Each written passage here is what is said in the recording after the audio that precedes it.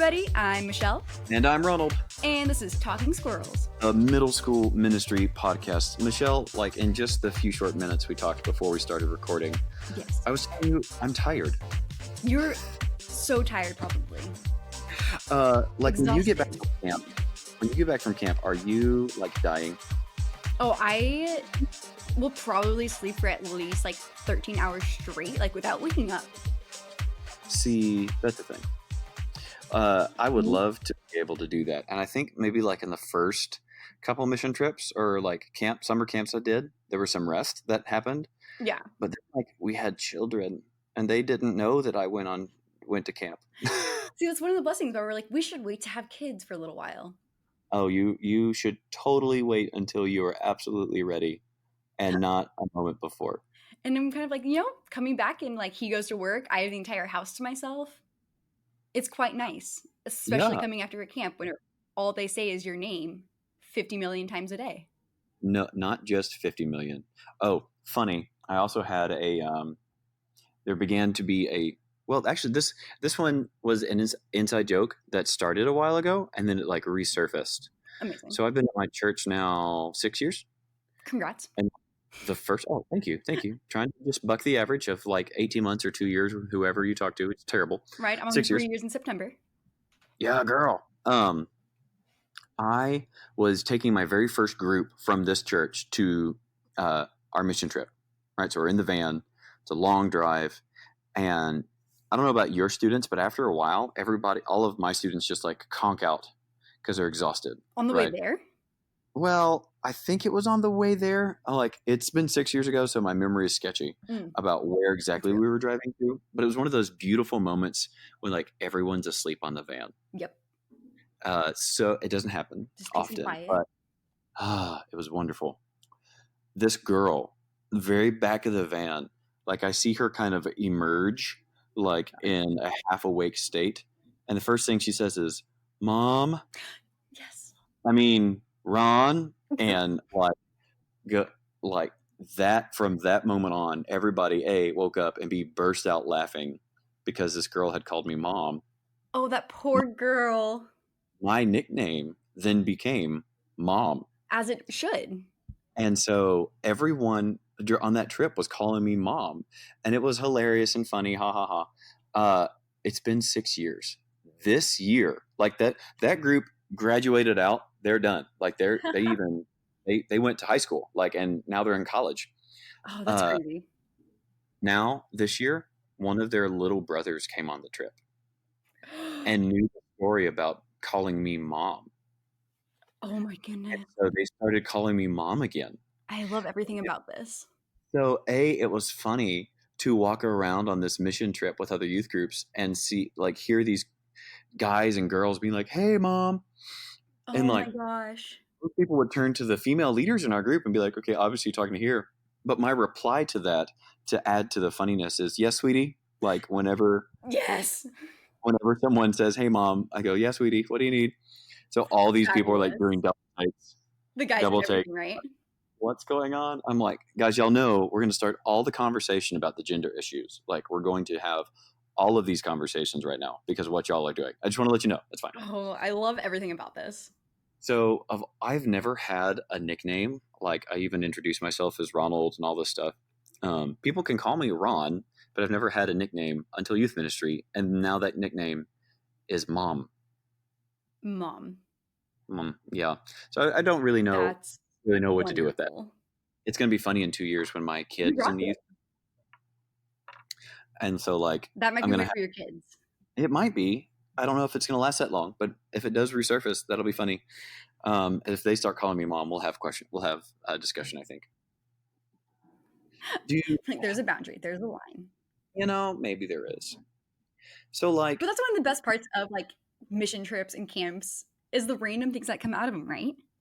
Well, there's always huge points of bonding with mission trips, and any trip that takes some road trip time, that you're staying all together. Yeah, you do a whole bunch of being together, and because of that, you have a lot of stories. That's valuable. For sure. It kind of makes me jealous. It kind of makes me jealous of you taking that trip right out of the gate with your new sixth graders. Maybe I'll promote so early. Yes. Yes, we actually leave But in just over a week for ours. oh man, see, yeah, so Yeah. that makes me jealous because you get to have that on the front end, which is great. But I guess for me, it's good because we promote at the end. So I took my sixth graders who have been with me all year. So like I have some Yeah. history before we go make these stories. So I've already got like the relationship capital in them. I'm not starting from an empty bucket. I've got, Oh, totally, which can be so difficult, right? When they don't know you, they're kind of afraid. Parents are afraid they don't know you. oh, I did not even think about really the Oh, parent yeah. aspect, but that makes a big difference. Well, and we stagger our trips that way. We do the in-town retreat, then the weekend retreat, then the mission trip. So we do that on purpose. Oh, it's smart. But Yeah, yeah, that's really smart. the having the relationship capital with the parents is a big deal when you go on these trips. Yeah.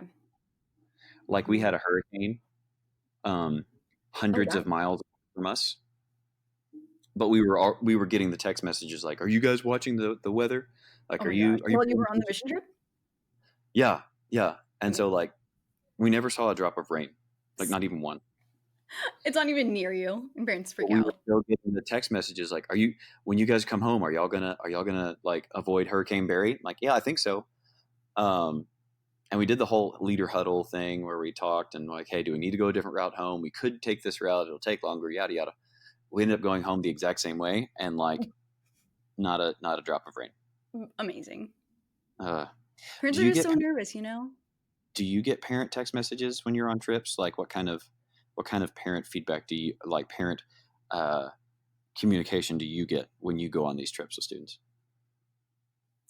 It's a little different because we go to areas where there really is no service. And so it's kind I of like think you a planned nice that, thing where I'm like, hey, you guys won't really be able to contact us. But here's the camp's like number if there's an emergency. But the big right? like usually nowadays have like Wi-Fi at the camps. And so for me, I'm usually Oh, trying to do like a post on Instagram, like at least once a day, just to make sure like parents know, yeah. like, hey, we're alive. Your kid's fine. We even had a high schooler. So the we got back from our trip, and then the high school ministry left for their trip. So we got back on Friday. High school ministry left Monday, and we had a parent emailing us, being like, "I know my kids in high school, but did they make it? Like, are they there? What are they doing? All this kind of stuff. Like, hey, like it was funny because like, hey, they should have your students should have gotten you this information, but just okay, this is what's going on. So even That's beyond middle hilarious. school students, parents are asking. I don't know if you saw this That's funny. in the Download Youth Ministry Facebook group. Somebody said a parent called their senior pastor because their tracking app that they had installed on their student's phone told them they were going 5 miles over the speed limit. I did see that and I died laughing. I I I I feel have so sorry for that youth pastor. I have words, but they're inappropriate. Like I don't. That one time, I just kind of want to go. Do you trust us with your kid? Right? Like when you have a checkbox, like an informed consent, like you will not, You won't track your you kid. won't track your child as we're. I don't know, because like I mean, I'm again working with 11 and 12 year olds, like as middle school students. Mhm. You can have the parent who like needs to, or at least feels like they need to, Right. know exactly where their student is at all times, and we've allowed such technology into our lives with tracking apps and things like that. Oh, totally. Like find my friends and all that. Yeah, and I mean that's old technology now. Like that's been around for a while. That's true. Hmm. So yeah, okay. So then I mean, what we do while we're on mission trips is we actually have students write like a little paragraph that we Ooh, send out in email at the end of the day every day. every day. And so we have like because we treat it like a big mission trip, we have this list of financial and prayer supporters, like in constant contact, and the template is already made up and all this stuff. We just have students. We take a picture of the face at camp, and then we have them Nice. write, "This is what they did," what they did at on site today. This is what they did at the place. Oh. Um, and then we email that out. So we have about 3 students a day do that. And Mm, that's one way we can connect with parents without being like overly connected. right.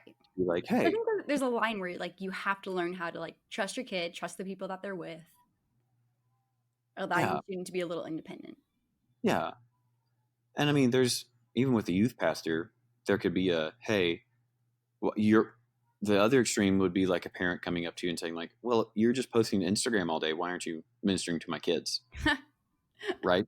So there's got to be balance if the parent's going like, you're just on your phone like the whole time. It's like, well, I'm trying to let parents see their kids and make sure they're not dead and stuff like that. You asked for this. You have created this monster. So I'm interested. Since you guys go like on a mission trip, where is it? So it's different locations. We use Mfuge, which is a Southern Baptist organization. They have lots of different locations. So the ones that we can viably get to are in Houston, which is super close. We went to Nashville, which is a really far trip. We went to Mobile, which is really far. We went to Clinton, Mississippi, which is a pretty good distance. And then this year we went to a new location near Alexandria, Louisiana, which is like just central Louisiana. Okay. So like they have a lot of different locations, and I like trying to plan it because depending on which location you're in, it's a different feel. Like it's kind of like going on a cultural experience Yeah, I like because that. San Antonio, you think, city with 2 million people, these kids, have seen everything, all this stuff. You go to Mobile, Alabama, that's going to be a culture shock because we're dealing with a lot of rural poverty, uh, Mm, which is not something these kids are used to. yeah, for And sure. that was also what we kind of experienced in Pineville. We went to Nashville, Tennessee, and there's a bit more of an international um, population there than in San Antonio, and so that Okay. that is a cultural experience for them as well. And then also when we go to Houston, it's kind of like, hey, we're in Texas, but Houston is a much different city with different issues um, than San Antonio. So like each time we go to one of these new places, it is like a culture shock, for some of these students. If they've never been outside Right. of the city or never been far away, they're either they're ministering to people who look different than them, ministering to people who are in a different socioeconomical group than they are, or if they have experienced those before, they're just away from home, which for a lot of these students is a big deal to be Yeah, for gone sure. from home for a week. We had a girl who like day 3 was done. I mean, she was done. Telling me Like she wanted to really go home. homesick. Oh, she wanted to go home. She missed her parents. She missed her Oh, dog. Like the whole thing. And so just trying to talk them through was a that. sixth grader too? A 7th grader, but it was their first week Seventh long grader. trip. First week long trip away from Oh mom wow. and dad. Okay, yeah, that'll do it. Yeah. And so trying to be like, hey, we're 8 hours away from home. If your parents leave now, they'll get here tomorrow. Then they'll need to go to sleep. And then you will leave at the exact same time we leave on Friday. So Amazing. why don't you try to stick it out? Kind of coaching I'm that up. guessing she made it right. Yeah, and we try to do that through training. We have 2 meetings on the front end to really prepare students for the mission trip and all this kind of stuff. And we talk about Yeah. being homesick and stuff, but there's an element of you don't know it until you feel it and you're there. Oh, for sure. For those who have never even experienced it or know what it is, even, then you're like, Hmm. oh, that's what that is. That's what I'm Oh, feeling. this is homesick. This sucks. Yeah. Yeah. So Oh, yeah, that's that's hard. it was a good mission trip. We had some counseling that we needed to do, some real hurt, some real brokenness, but it was a good Yeah. mission trip. Definitely reminded myself a lot about shared experiences, communicating with parents, and the whole idea of teaching students, hey, there's bigger worlds outside of your city that you're used to and from. Yeah. Yeah. It's not about you, right? Yeah, no, so it was really good. I had a blast, but I'm tired. I bet. Yeah. What's one? like God story you saw in a student? Mm, If there was there, one. Sometimes it doesn't happen until later. no. There was definitely this one girl who she is someone who you would say is super involved, super active, and very caring about her faith. So not like the kid who's apathetic, shows up on the mission trip and has that big come to Jesus moment, but Mm, this girl was really struggling with like self worth. mm, So from the end of, hey, how can God love me? I still mess up so much. Uh, I mm, still sin. I still make all these mistakes. How can God possibly love me? And we just had a really good conversation, where I could say, hey, I've felt those things before. I've been there. I've read, let me point you to some scripture. Here's the Psalms. Here's Galatians. right. Here's some other stuff like that. And it was just a really good moment to be like, hey, this is another step on your journey of faith, right? This is a big deal for you to understand that grace saves you, and grace is all you need beyond that. Like you're not trying to Mm, continually earn your salvation by living better. right. So that Mm, I was a love that. really, for me personally, that was a really good God moment. And there were some others who were in there, but that was just a really sweet conversation that I got to have. It was super cool. I love that. I just love hearing stories like that of like the ones who've been coming for so long, like they've been in the church, they know the stories, and yet sometimes it still just like clicks at one point where they're like, everything makes sense except this one part. So Yeah, why am I still struggling with it? yeah. So yeah, that was good. And so gonna get some rest eventually. Gonna ready for a new season, but mission trip was good this year, and it was good. I'm feeling good about it. That's awesome. Do you guys have any more trips coming up for the rest of the summer, or are you Uh, done? no, we do some little stuff around the city. Yeah. Mission opportunities, kind of like, hey, we did it there. Now we can do missions here in town. We do that on purpose. Nice. Um, but then it's more just kind of summer events. Like tonight is Wednesday when we're recording this, and we have a movie night tonight, and it's just kind of super chill. Bring your friends, Woo summer woo. stuff. Yeah, That's another big issue. What movies do you play, and not are they PG, appropriate? not PG-13 ones. Even though Solo is a Star Wars movie, it's Yeah. PG-13. Is it really? It is, and I was like, That. ooh, but it's Oh. Star Wars. Does it get a pass? And I ran it by some parents. It does not. Really? You have My some strict parents. yeah. So What was the we choice? so now they have to earn their movie. It's either Megamind, which is an old school Mhm. movie, or The Princess and the Frog. And so what I do is I make them choose which movie they want to watch, and then they have to earn it. So they have to Oh. compete against each other. And the group that you know plays the game, earns the points, they get to say, all right, this is the movie we're watching. Oh, I like that. A little bit of a 'Cause then competition. everyone can hate them. Hmm? Because then everyone just gets to hate the person who chose the movie, right? If they didn't want that Totally. movie Yeah, and yeah, not but you, it's great. I gave you the option. Oh yeah, You had your chance. You just blew it. that's awesome. Hey, everybody, thanks for listening to us talk about summer mission trips and some travels. I hope that you get a chance to experience some times with your students this summer that are just really good and bonding, and help them take the next step on their journey with Jesus. Thank you so much for hanging out and listening. We will see you guys next week. Bye.